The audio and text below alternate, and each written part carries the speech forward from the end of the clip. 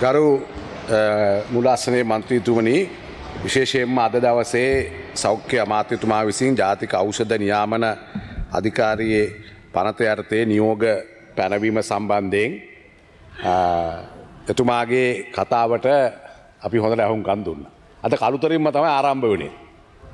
අජිත් පේපෙරා මන්ත්‍රීතුමා පටන් ගත්තා. ඒ වගේම විෂය භාර අපේ දිස්ත්‍රික්කයේ ඇමතිවරයා අමතිතුමා විසින් මේ සම්බන්ධයෙන් කරුණු පැහැදිලි කළා. පළමුවෙන්ම කියන්න ඕන මෙම රෙගුලාසි පැනවීම සම්බන්ධයෙන් අපේ අනුමැතිය. අපේ ඒ සම්බන්ධයෙන් ඉතාමත්ම නිර්ලෝභීව ස්තුතිවන්ත වෙනවා. මොකද හේතුව මේ ඖෂධ කියලා කියන්නේ මේ රටේ මිනිහෙක් ජීවත් කරවන්න. මිනිහෙක් බෙහෙත් ටිකක් ගන්න ගිහිල්ලා ජීවත් වෙන්න. ඒතර ඖෂධයක් ගන්න නැතුව මැරිච්ච මිනිස්සු අනන්ත අප්‍රමාණව මේ රටේ ඉන්නවා. ඒක මම මේ ආණ්ඩුවට වැරදි කියන එක නෙවෙයි. හුඟක් වෙලාවට පෙනඩෝල් පෙත්ත ගන්න බැරුව. ඊළඟට දියවැඩියාවට ගන්න පෙත්ත ගන්න බැරුව මැරිච්ච මිනිස්සු ඉතිහාසයේත් අපි අහලා තියෙනවා. ඒ නිසා විශේෂයෙන්ම ගරු ඇමතුමා පැහැදිලි කරපු විදිහට මේ රෙගුලාසි තුලින් අපි බලාපොරොත්තු වෙන්නේ එක පැත්තකින් ඖෂධ හිඟයක් නැති කරගැනීම. අනිත් පැත්තෙන් ගුණාත්මක ඖෂධ හරි මිලකට සාධාරණ මිලකට ලබා දී. මේක තමයි බලාපොරොත්තු වෙන්නේ. හැබැයි ගරු ඇමතුමා ඔබතුමාත් පිළිගන්නවා. ඔබතුමාත් දැන් කිව්වා මේ අමාත්‍යාංශල තත්ත්වය. මේ ඖෂධ ජාතික සහ ජාත්‍යන්තර වශයෙන් ගත්තොත් මේක ලෝකයේ වැඩිම ආදායම් ලබන ව්‍යාපාරය. ආදායම් ලබන ව්‍යාපාරය. එනිසා තමයි මේක මාෆියාවක් බිහි වෙලා තියෙන්නේ. ඒ තරම් මොකද හේතුව මුළු ලෝකයේම මේ ඖෂධ සම්බන්ධයෙන් යම් ප්‍රශ්න මතුවෙනවා. තොර ලංකාවට වුණත් ඒ ප්‍රශ්න මතුවෙනවා. ඉතින් ඒකනේ දැන් සෞඛ්‍ය අමාත්‍යාංශයේ ලේකම්තුමා හිටපු ඇමතිවරයෙක් සිරගත වෙන්න පවා සිද්ධ වෙනවා මේ ඉතිහාසයේ සිදුවීම් එක්ක. ඒ නිසා හරි පරිස්සමින් මේක වැඩ කරන්න ඕන. මම ඔබතුමාටත් කියනවා අපේ දිස්ත්‍රික්කයේ ඇමතිවරයෙක් හැටියට.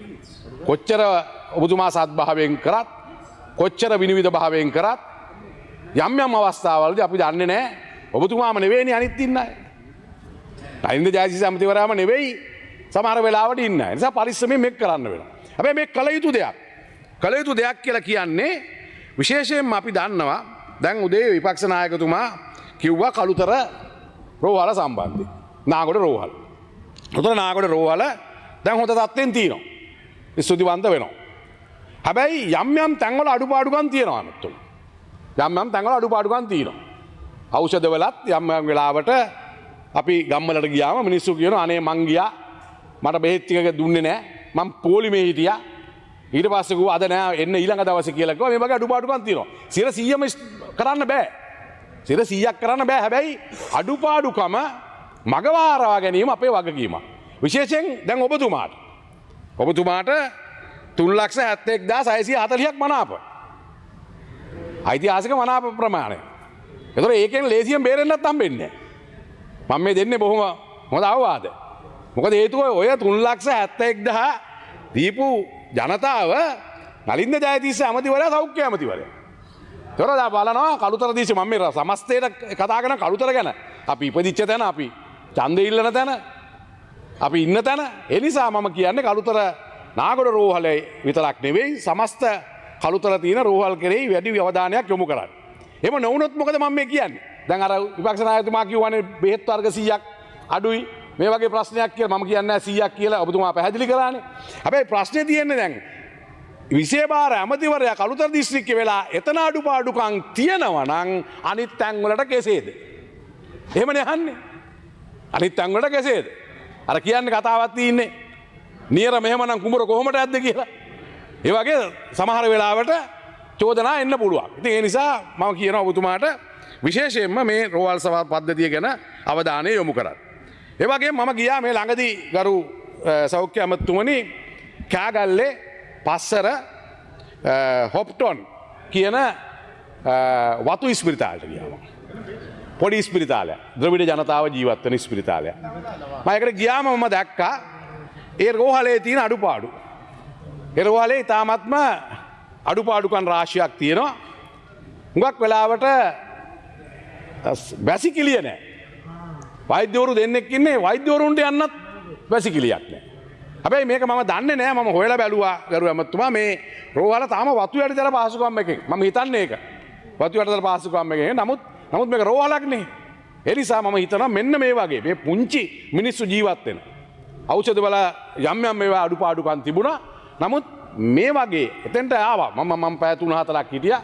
මොකද මට යන්න සිද්ධුනේ මගේ දීනේ රෝහලේ දැන් සේවය කරන නිසා ගියාම අඩුපාඩු ටික දැක්කම. ඉතින් පුංචි මිනිස්සු වෙන්නේ. ඉතින් මං කියන්නේ මේ එක තැනක් මම ගත්තා. ඒ වගේ නිසා අපි අනිත් රෝහල් කෙරෙත් විශේෂයෙන්ම මේ අපි දැන් කතා කරන දැන් ප්‍රධාන රෝහල් වලට වැඩිය මේ ගම්බද තියෙන රෝහල් වල. මොකද ඒ මිනිස්සුන තමයි ගිහිල්ලා පෞද්ගලික වෛද්‍යවරයෙක් ගාවට ගිහිල්ලා සල්ලි වලට බේත් ටික ගන්න පුළුවන් මිනිස්සු නෙමෙයි. ඒ මිනිස්සුන්ට තියෙන්නේ වත්තේ මිනිස්සුන්ට එකම දේ තමයි මෙතෙන්ට ඇවිල්ලා මේ තැනින් තමන්ගේ බෙහෙත් ටික ගන්න. ඉතින් ඒ නිසා විශේෂයෙන්ම මේ මිල සම්බන්ධයෙන් ගරු ඇමතුමා අවධානය යොමු කරන්න. සමහර තැන්වල මාෆියාවක් තනිකරම අද ගත්තු ඖෂධය හෙට වෙනකොට හෙට වෙනකොට කියනවා මේ ගාන වැඩි ඉලාකාන්ත ඇමතුමා. අද ගත්තු ඖෂධය හෙට ගාන වැඩි කියලා. ඒකට කියනවා ඒගොල්ලෝ මේක මේ අලුතෙන් ආපු එක කියලා. අලුත් ෂිප්මන්ට් එකක් මේක කියනවා. ඒක අලුතෙන් නැවක් ඇවිල්ලා. ඒ විදිහෙන් නැව්වාව නම් එහෙම ලංකාවට ඒ ඖෂධයේ ගාන වැඩි වෙන විදිය කියනකොට කියන්නේ නැවක් මේ නැව අලුතෙන් ආපු එකේ තමයි ආවේ කියලා. ඒ විදිහට ආව නම් එහෙම බුදුහාමේ හැමදාම නැව්වෙන්න ඕන.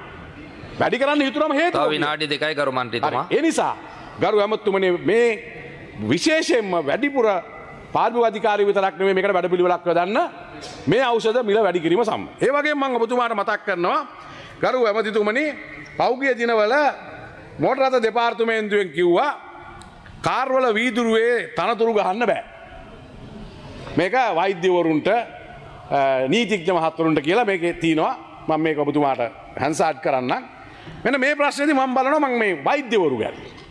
වෛද්‍යවරුගේ දැන් රටවාහන නීතිය යටතේ යම් ප්‍රශ්නයක් තියෙනවා ඒක වෙනස්. නමුත් වෛද්‍යවරයෙක් බව සනාථ වීම හොඳයි. අයි මම මේක හොඳයි කියන්නේ. වෛද්‍යවරයෙක් මොකටද යන්නේ සමහර වෙලාවට අමාරු ලෙඩෙක්. එයාගේ ජීවිතේ කොට ගන්න. ඒතොර යනකොට යම් විදියකින් එයා අඳුරගෙන කෙනෙක් වාහනේ දැක්කම යන්න දෙයි. ඒ වගේ ප්‍රශ්නයක් තියෙනවා. එහෙමනම් මේක ගහන එක නවත්තනම නම් ගරු ඇමතිතුමනි පාර්ලිමේන්තුවේ අපි මොකටද ගහන්නේ? අර අපටත් දෙනවා මේ පාර්ලිමේන්තුවෙන් මේ ගහගෙන යන්න කියලා පාර්ලිමේන්තු මන්ත්‍රී කියලා. ඒකත් නවත්තන්න ඕන. මේ ගරු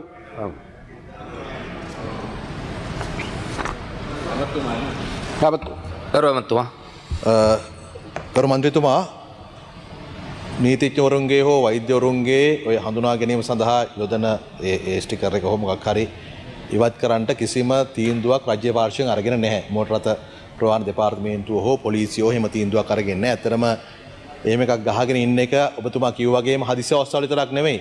රෝහලට ඇතුළත් වීමේදී පහසුවක්.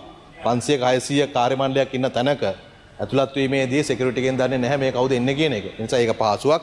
එවැනි මේ ආකාරයේ හඳුනා ගැනීම සඳහා යොදලා තියෙන කිසිදු ලාංඡනයක් ඉවත් කරන්නට රාජ්‍ය බලාපොරොත්තු වෙන්නේ නැහැ.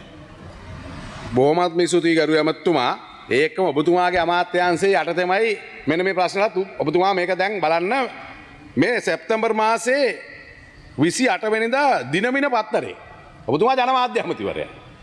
දිනමින පත්තරය කාලය අවසන් කර මන්ත්‍රීතුමා. ලේක් හවුස් එකෙන් තමයි මේ පත්තරෙන් ගහලා තියෙන්නේ. මේ තියෙන මම මේක හංසාඩ් කරන්න. එතකොට දිනමින පත්තරේ කියනවා මේ කාර්ල වීදුරු කියලා වෙල ගහන්න බෑ. මේකේ කියලාම තියෙනවා විශේෂයෙන්ම වෛද්‍යවරුන්ට නීතිඥ මහත්වරුන්ට මේ සියලුම දේවල් ගලවන්න ඕන. මේකේ අලවන්න පුළුවන් ආදායම් බලපත්‍රයේ විතරයි කිය. එතකොට අද හැබැයි අද හොඳ පණිවිඩයක් ගරු ඇමතුමා. මුළු රටේම ඉන්න වෛද්‍යවරුන්ට හොඳ පණිවිඩයක්. දැන් ඔබතුමාගෙන්මනේ ප්‍රශ්නේ මම ඇහුවා ඔබතුමා උත්තරේ දුන්නා. දැන් වෛද්‍යවරු හුඟක් වෙලා අපි යාමත් කියනවා මේක අල්ලයිද දන්නේ නැහැ. ගලවයිද දන්නේ නැහැ. දැන් හරි. දැන් සීල් එක ගැහුවා. දැන් බය වෙන්න දෙයක් නැහැ වෛද්‍යවරුන්ට මේක ගහගෙන යන්න පුළුවන්. හැබැයි ඒකම ජනමාධ්‍ය මතට අහවලා බලන්න දිනමන පත්‍රයේ මේක දැම්මේයි කියේ.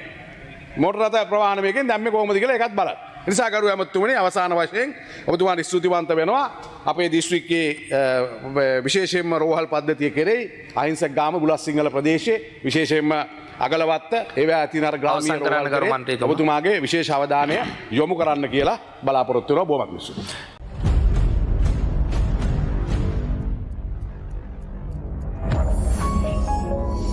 You're watching the Life Traveler channel.